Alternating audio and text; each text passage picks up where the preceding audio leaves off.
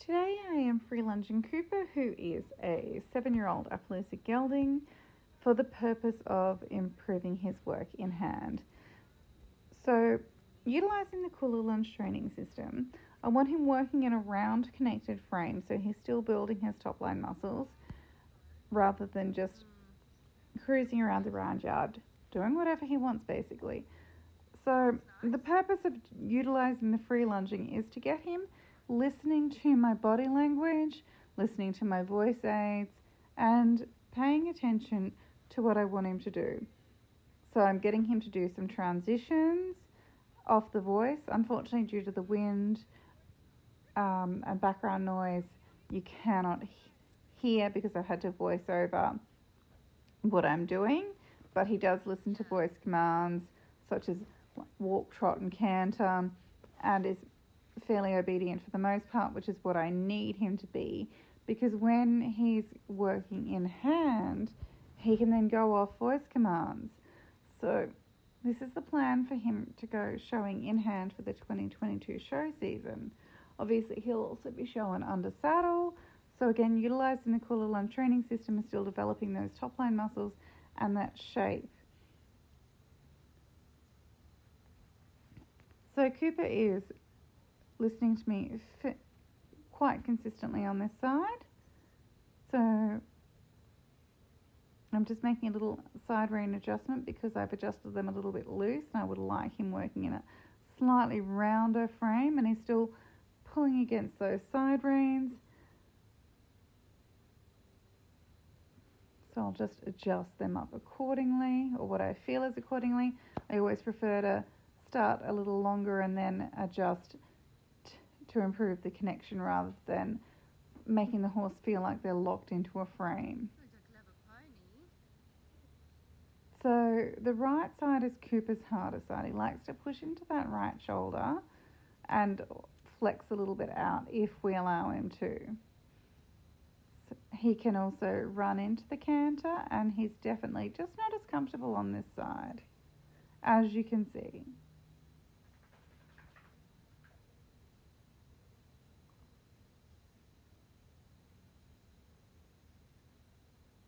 So I'm waiting for Cooper to actually listen to me to stop and wait. Which he's got half an eye on me, and he's sort of listening, and he's also trying to please me by just keeping going forward, even though that's not entirely what I want.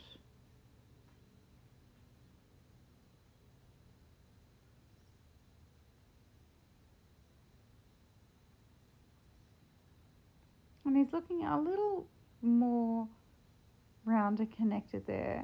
That canter transition was very sudden, and the canter was running, and even more running there. And he's definitely flexing to the outside, which is not what we want. So he does tend to get that little bit more tense going to the right.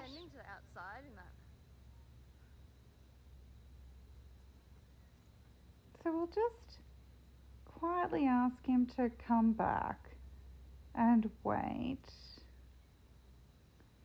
because the last thing I want to do is make him more tense about countering to the right. So we'll just make some adjustments with the cooler lunge training system to encourage him to flex more to the right. So I can just rotate the hind quarter sling a little bit and then just slightly tighten the inside rein to encourage him to flex to the inside. I do want him staying out on that rail though, not coming in to me, because if he's coming into me, that means he's falling on the inside shoulder. Now that was an abrupt transition to canter on the wrong canter lead, but as you can see now he's got the correct canter lead, but he's still flexing to the outside. He's not looking as tense in the canter now, which is good. That's what we're looking for. And still wanting him to go forward and start to continue softening to that contact.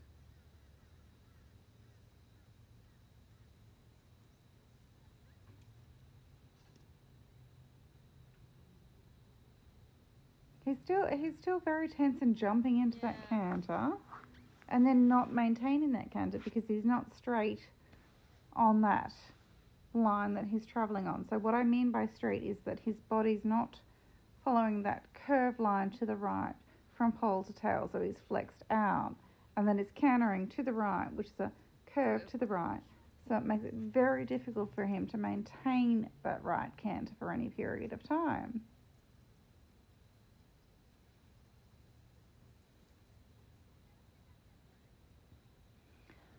So now, because Cooper's so much more comfortable to the left, I'm just going to send him back to the left and put him into trot and then to canter on this side, just for a little reset. So when things aren't going well, you can either keep doing what you're doing or take a step back and, in this case, change direction.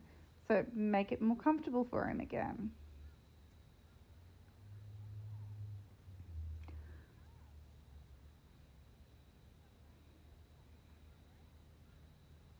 And now I want to reward him for doing a good job. It's not just about sending him around in circles. I want to be able to approach him, pat him, let him understand that he's done a good job, and then be able to move him away from me again.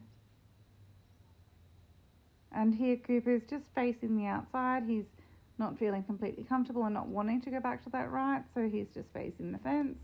And I will just gently push him away from me. And there you can see he's looking softer in that contact, which is good.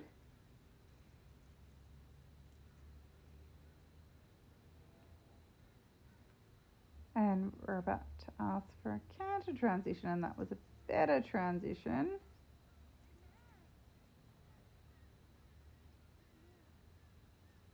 And I always like to keep them moving forward after the canter rather than having them canter and then just stop.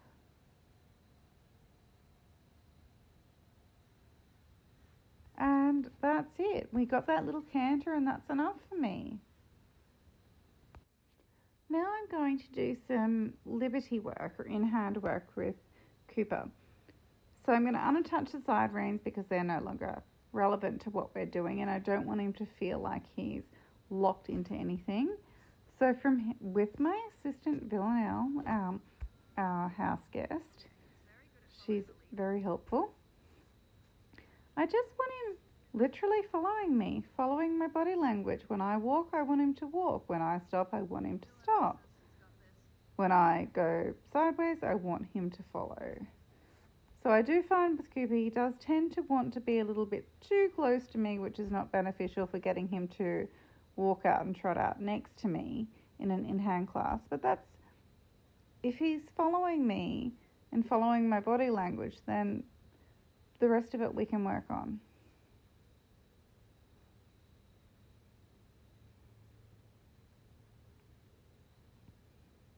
So as you can see, I'm completely not attached to Cooper. He is just following me. But again, as I said, I want him next to me, not falling in behind me. So I'll just push him out away from me because he does tend to want to come in on top of me rather than walking forward next to me. That's better.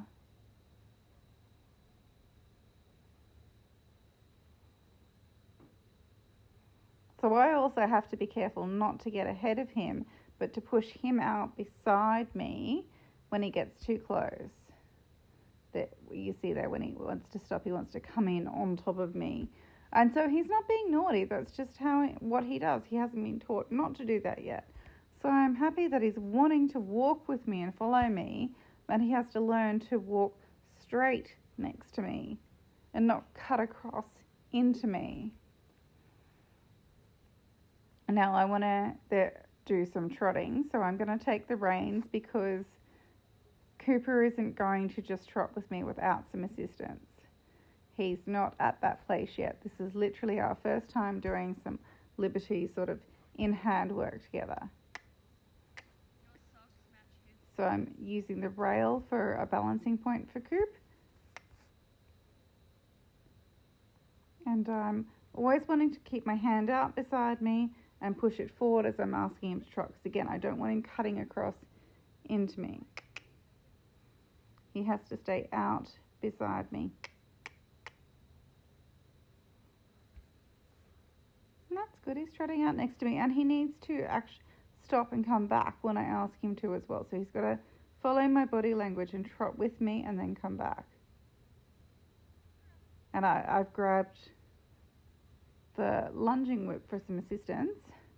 And now I've taken Cooper down to the arena so we have some more space. And I'm going to actually do a small in-hand workout. So I'd like him trotting off quicker when I ask him to trot. So he was a little behind my aids. And I want him, that's it, trotting out more enthusiastically. Now I use my whip in front of his nose to ask him to come back with me. So you use the whip behind me on his flank, like on his belly and flank, to encourage him to go forward. But I'm touching him with that whip. I'm not smacking him with it. The whip is just an encouragement. It's just an aid, just as it would be under saddle. Now I'll do a couple of little transitions. That's a better trot out, and he's starting to stay straighter, but I most definitely don't want him cutting across in front of me.